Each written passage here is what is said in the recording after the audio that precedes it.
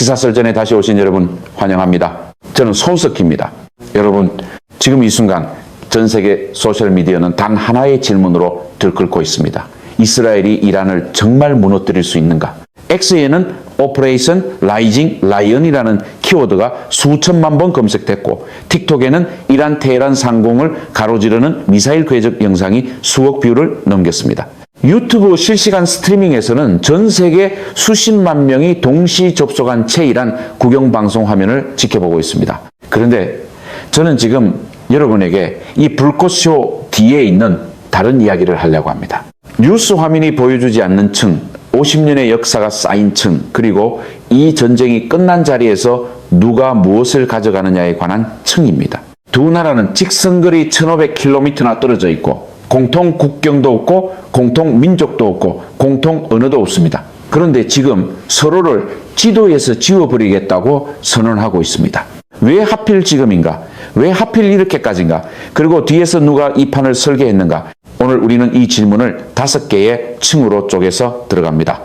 표면, 반전, 거미줄, 자만의 끝, 그리고 불꽃 뒤에 숨겨진 진짜 청구서입니다.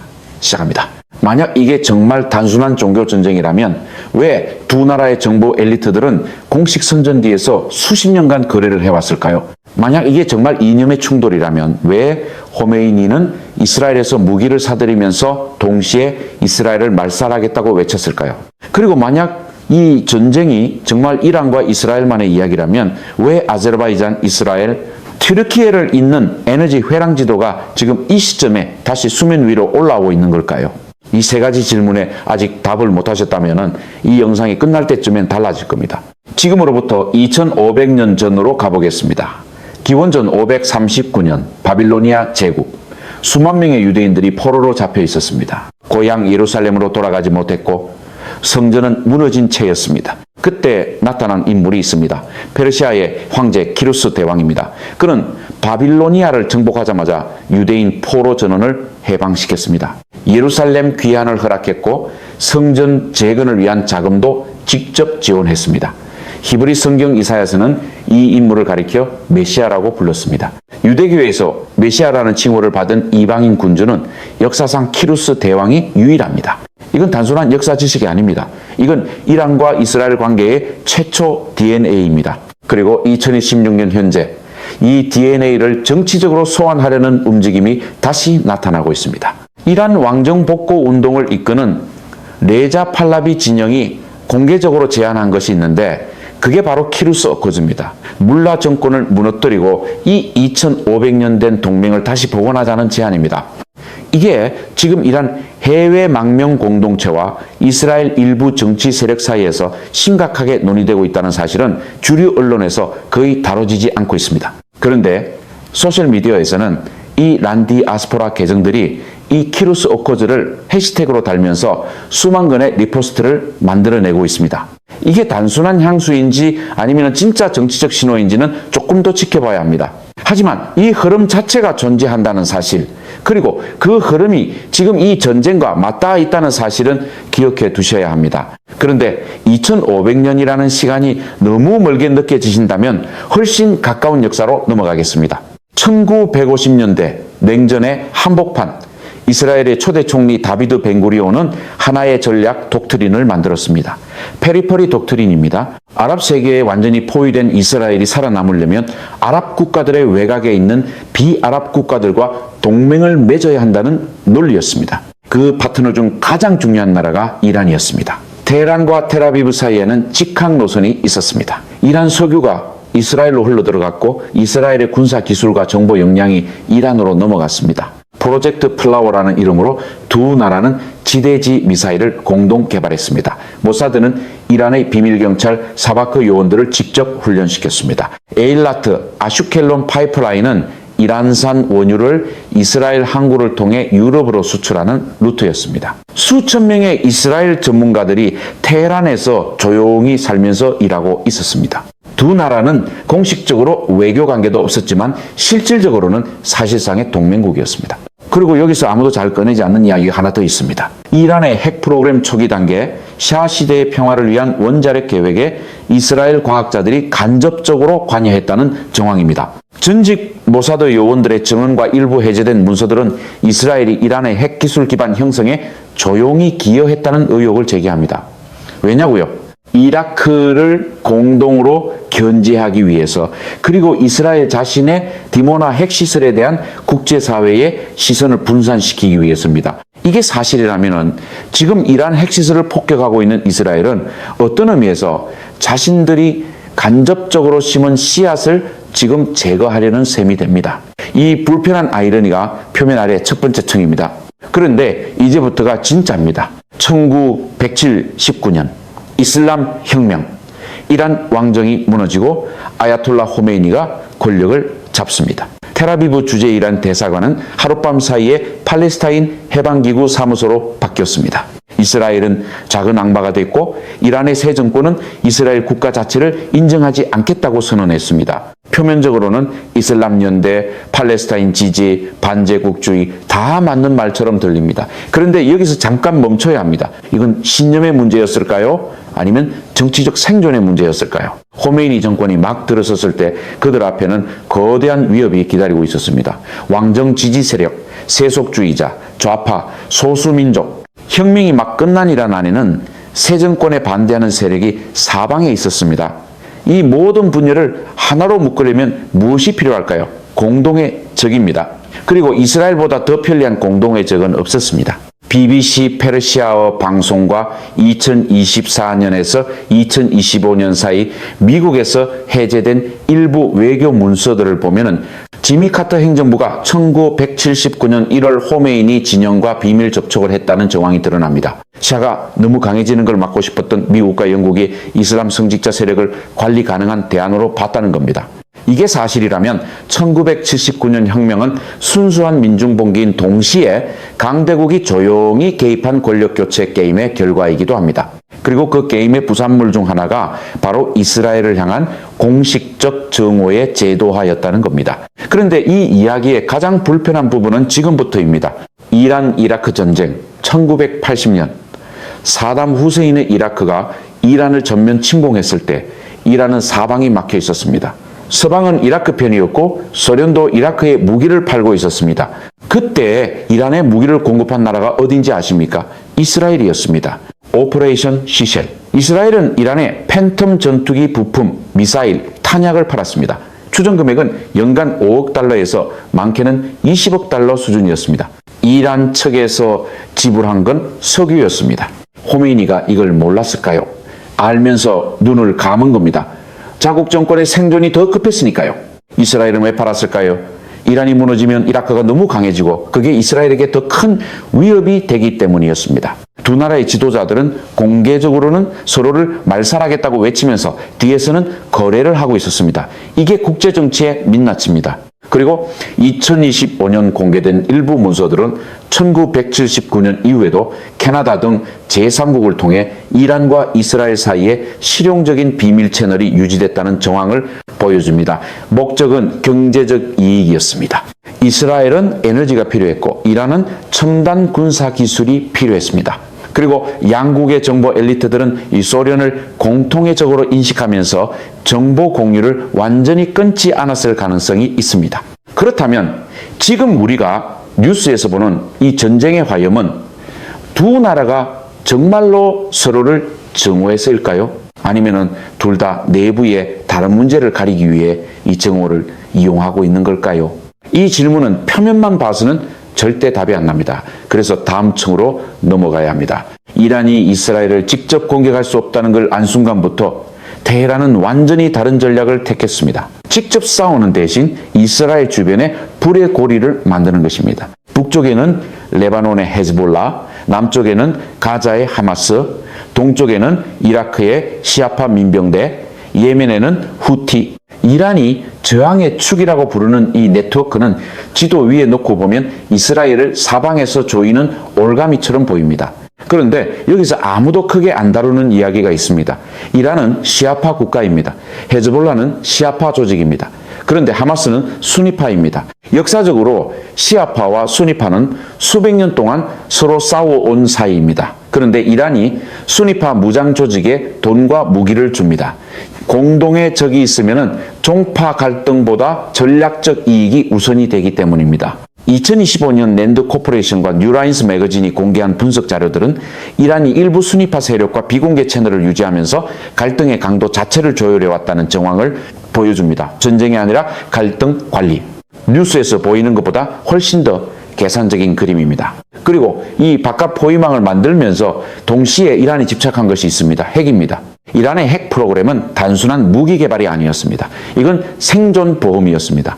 어떻게 하면 이스라엘의 공습을 무력화할 수 있을까? 이 질문에 대한 이란의 답은 하나였습니다. 땅속 깊이, 더 깊이 파고들라는 것이었습니다. 나탄자 핵시설은 지하 수십 미터 아래에 있습니다. 포로도 시설은 산속에 터널을 파서 만들었습니다. 콘크리트와 흙으로 덮인 두께가 수십 미터에 달합니다. 이스라엘의 일반 폭탄으로는 닿지도 않는 깊이입니다. 그런데 2026년 오퍼레이션 라이징 라이언 이후 공개된 정보들은 나탄즈와 포르도 모두 이스라엘의 공격으로 심각하게 손상됐다고 전합니다. 미국이 제공한 GBU-57 벙커버스터 폭탄이 사용됐다는 보도도 나오고 있습니다. 이란은 핵 관련 장비와 인력을 더 깊고 더 외진 곳으로 이동시키고 있다는 정황이 위성사진으로 포착되고 있습니다. 40년 동안 공들여 만든 시설이 무너지는 걸 보면서 테헤란 내부에서는 지금 어떤 대화가 오가고 있을까요? 그리고 이게 다입니까? 아닙니다. 이스라엘은 이란 국경 바로 옆에서 완전히 다른 판을 짜고 있었습니다. 아제르바이잔입니다. 이란과 직접 국경을 맞댄 나라. 이 나라가 지난 10년간 이스라엘의 가장 중요한 전략 파트너 중 하나가 됐다는 사실을 아는 사람은 많지 않습니다.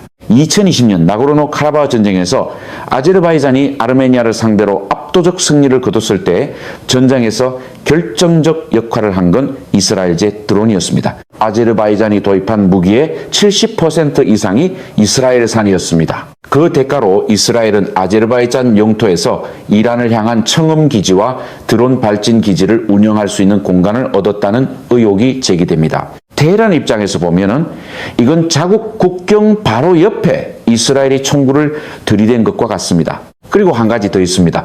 이란 전체 인구의 약 40%는 아제르바이잔계 이란인입니다.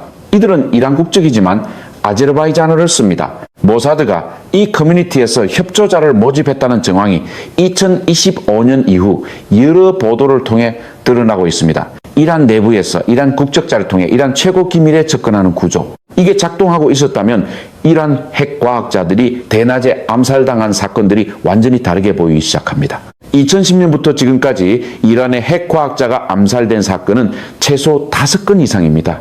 오토바이를 탄 암살자가 달리는 차에 자석폭탄을 붙이고 사라지는 방식, 군중 속에서 저격당하는 방식, 이 수법들은 고도의 내부 정보 없이는 불가능합니다. 프로퍼블리카가 2025년에 공개한 조사 보도는 모사드가 이란 반체제 인사들과 소수민족 커뮤니티를 조직적으로 포섭했다는 사실을 밝혔습니다. 그렇다면 일부 암살의 배경에는 모사드의 외부 작전이 아니라 이란 최고 권력 내부의 파벌 싸움이 개입돼 있을 수 있다는 의혹이 나옵니다. 권력 자리를 놓고 싸우는 내부 세력이 외부적에게 정보를 팔아서 경쟁자를 제거한다. 역사에서 이런 일이 얼마나 자주 있었는지 생각해 보십시오. 뉴스는 이 질문을 하지 않습니다. 하지만 바로 이 질문이 이 이야기의 핵심입니다. 그리고 이제 우리는 가장 어두운 장면으로 들어갑니다. 2026년 3월 17일 이란의 최고 안보 책임자 모하마드 자바드 라리자니가 이스라엘의 표적 공격으로 사망했습니다.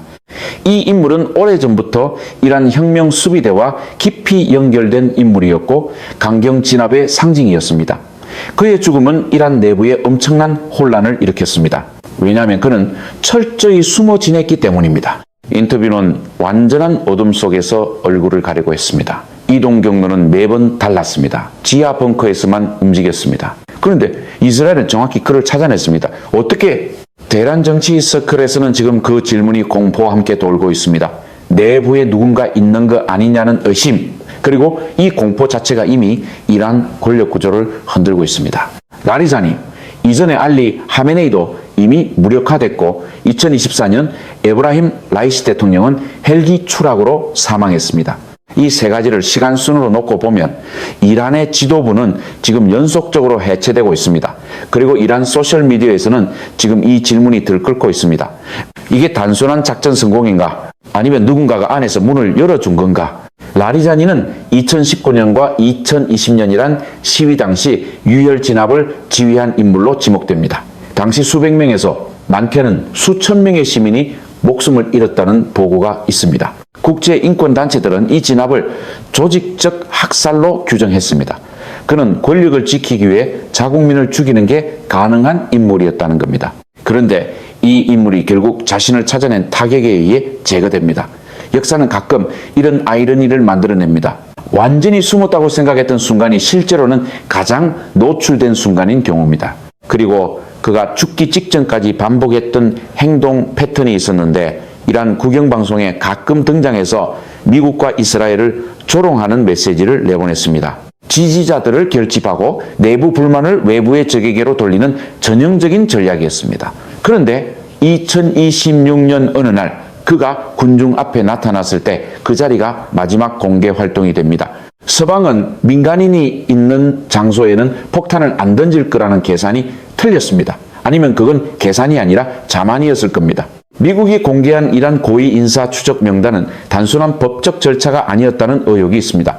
일부 분석가들은 이 명단이 실제로는 이미 이란 최고 수뇌부 근처에 침투한 요원들에게 보내는 신호였을 가능성을 제기합니다. 누구를 언제 어떤 방식으로 처리할지를 알려주는 코드라는 겁니다. 이 가설이 사실이라면 라리자니의 죽음은 공중에서 내려온 폭탄만의 결과가 아니라 그의 가장 가까운 곳에서 시작된 배신의 결과일 수 있습니다. 2025년 이후 여러 정보 분석 채널에서 이란 혁명수비대 내부의 고위급 정보 유출 정황이 반복적으로 제기되고 있다는 사실도 이 맥락에서 다시 한번 생각해 볼 필요가 있습니다. 이제 마지막 층으로 들어갑니다. 그리고 이 층이 가장 중요합니다. 2026년 3월 이란역으로 불의 수요일 차하르 네베수리 축제가 돌아왔습니다. 이란 전통에서 이날은 봄을 맞이하며 불을 뛰어넘는 날입니다. 조로아스터교에서 내려온 수천 년 된 의식입니다. 그런데 이란 잔류정권은 올해 이날을 앞두고 사실상 계엄령에 가까운 집회 금지 명령을 내렸습니다. 왜냐하면 불을 피우고 광장에 모이는 행위 자체가 지금 이 정권에게는 공포의 대상이기 때문입니다. 2022년 마흐사 아미니 사망 이후 거리로 쏟아져 나온 사람들, 2019년 유혈 진압에도 멈추지 않았던 저항, 그리고 지금 최고 지도부가 연달아 제거된 상황에서 광장에 불꽃이 켜지는 건 단순한 전통 행사가 아닙니다. 그건 신호입니다. 소셜미디어에서는 지금 이란 내부 사람들이 올리는 영상들이 퍼지고 있습니다. 몰래 피운 불꽃 주변에서 춤을 추는 사람들, 경찰 차량이 오는 소리에 흩어졌다가 다시 모이는 군중.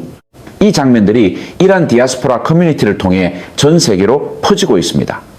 폭탄이 무너뜨리지 못한 것을 불꽃이 움직이고 있는 겁니다. 그런데 여기서 진짜 마지막 질문을 던져야 합니다.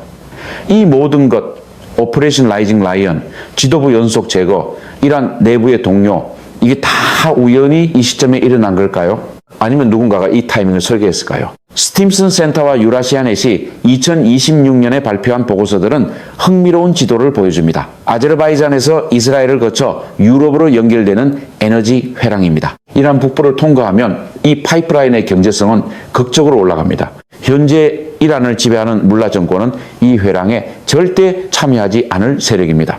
그러나 만약 이란의 친서방 혹은 세속주의 정권이 들어선다면 이 에너지 지도는 완전히 바뀝니다.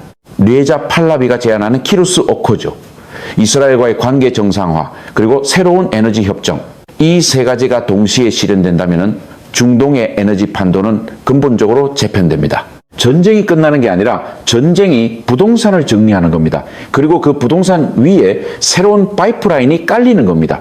이란의 정치 엘리트 일부가 해외 자산을 이미 안전한 곳으로 옮겼다는 정황이 있고, 이 세력들이 체제 붕괴 이후를 대비한 모종의 협상을 이미 시작했다는 의혹도 제기되고 있습니다. 물론 이건 아직 가설입니다.